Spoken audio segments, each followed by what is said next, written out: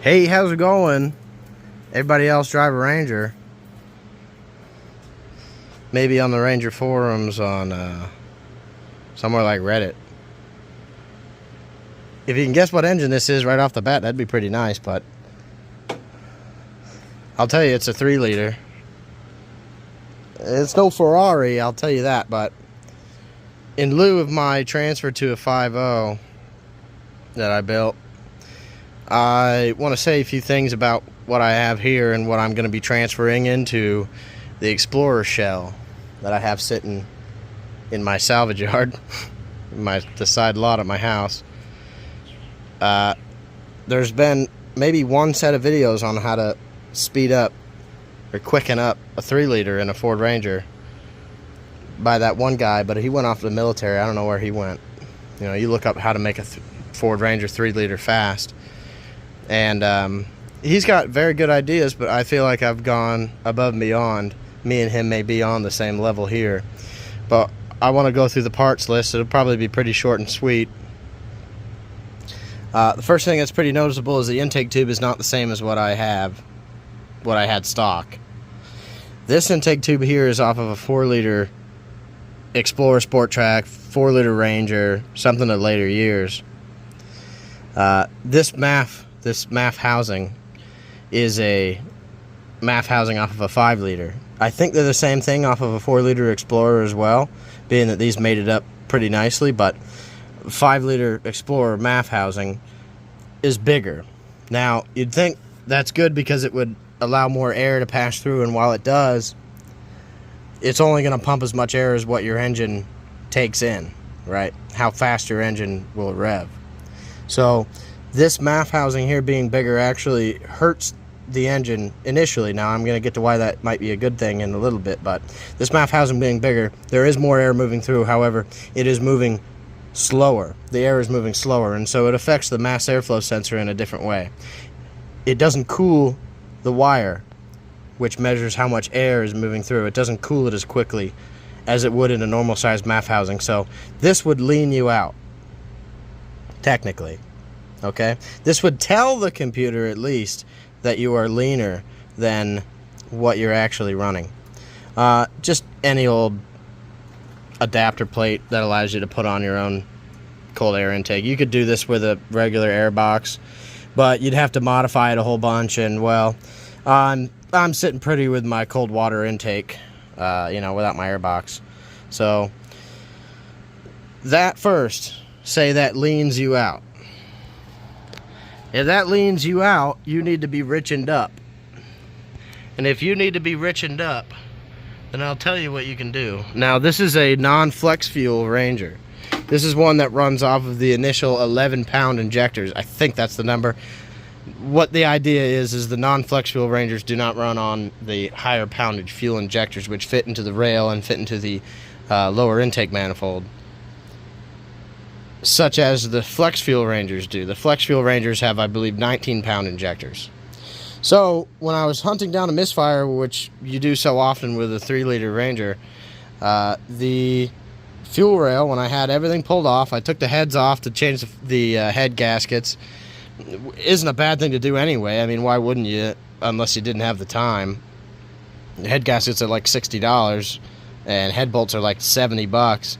Get some gaskets together, and you're in it like $200 for like a weekend of fun, basically.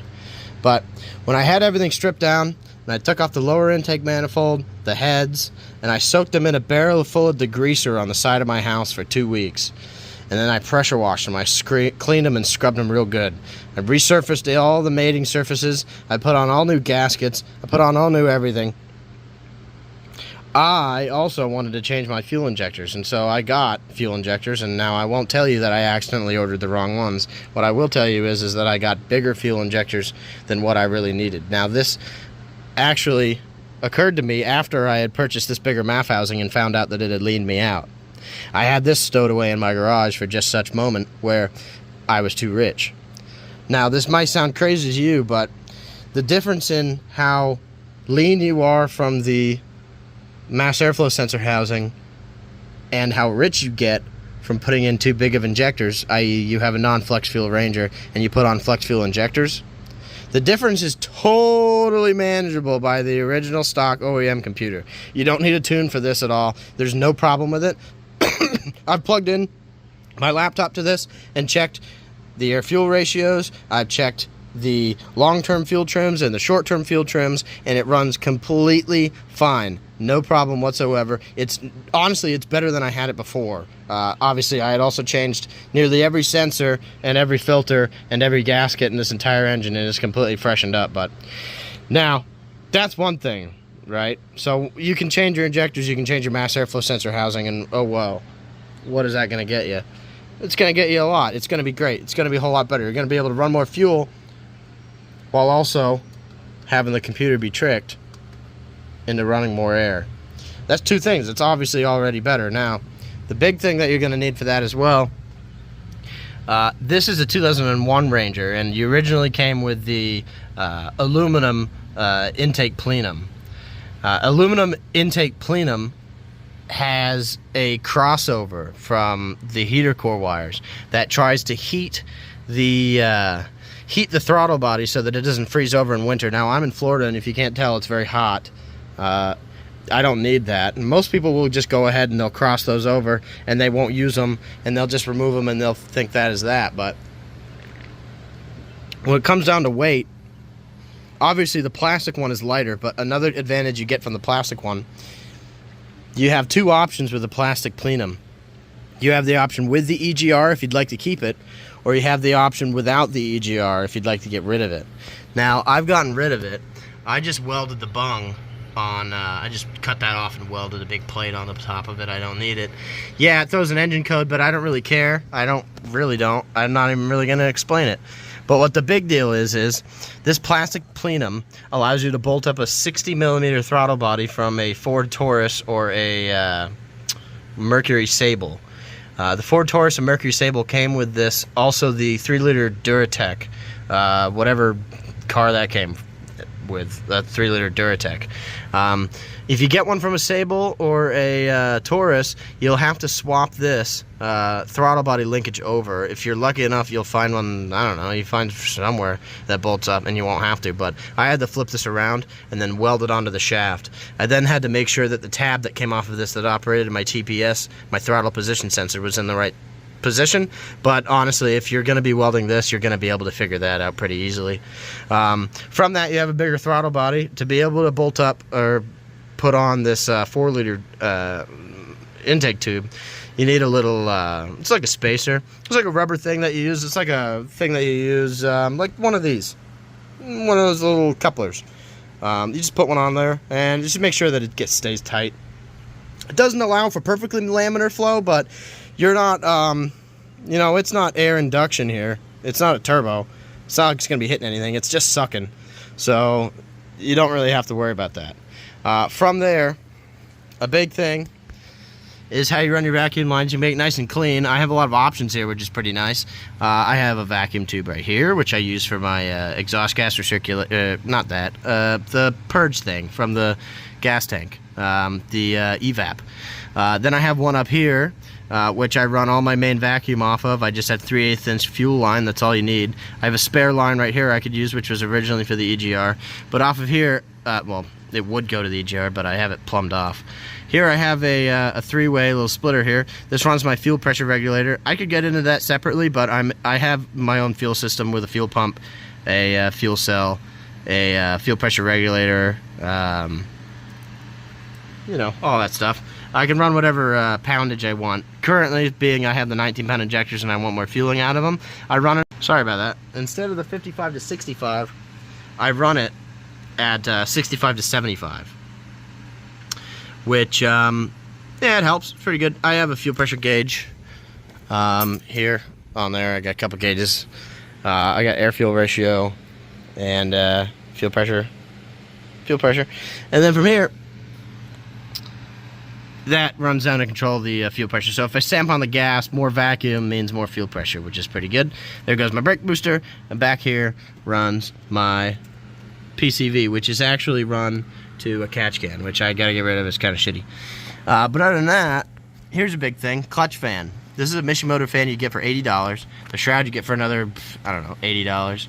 And then you can buy like a $600 controller, like a scrub, or you can just kind of buy some relays. You only need 2. I had this because I originally had a 2-speed fan from a Taurus, and I have 1 relay to be turned on for. 1 relay only turns on the activation of the second relay if ignition is turned on. Then that second relay will turn on the fan. With a 3-position switch, you're then able to put it into high mode, which this one will only be activated if this gets ignition. So basically, you only really need 2 relays. They're waterproof relays. They're like $15 for like 5 of them on eBay or Amazon or whatever else. And then just get some wiring. It's as simple as that.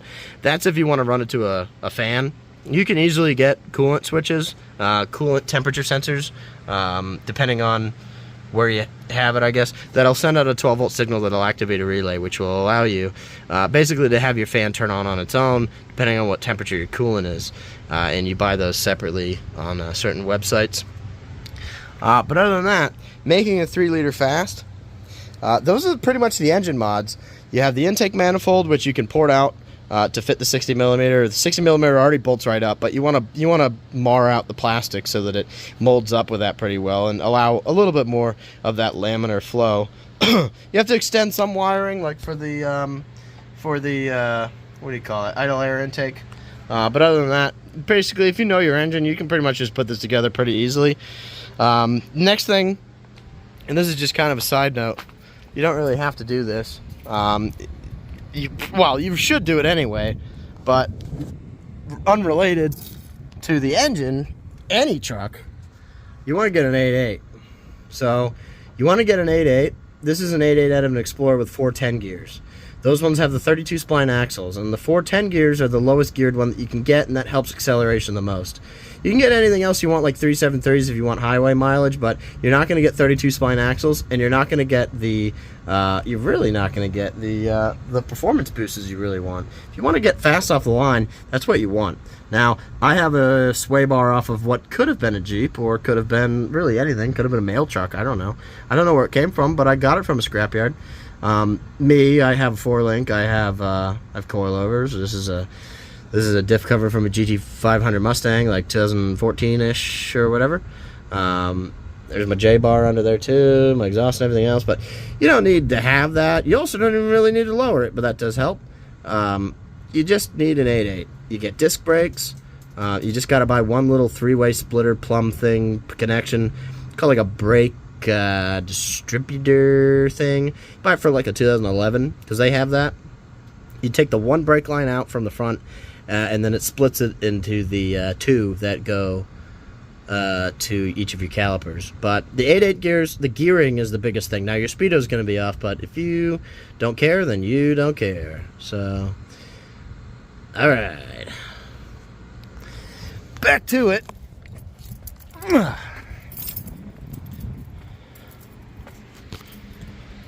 That's how you make a 3-liter fast. You get a bigger throttle body, a bigger MAF, a bigger intake tube, bigger injectors. The MAF housing and the bigger injectors fool the computer into drawing more air, or having the ability to draw in more air, being you have a larger reservoir and a larger pathway for air to move through. And then the injectors will fire at the rate they would if you had a normal size one. However, they fire more because they're bigger injectors. So, more fuel, more air. That's just a faster motor right there.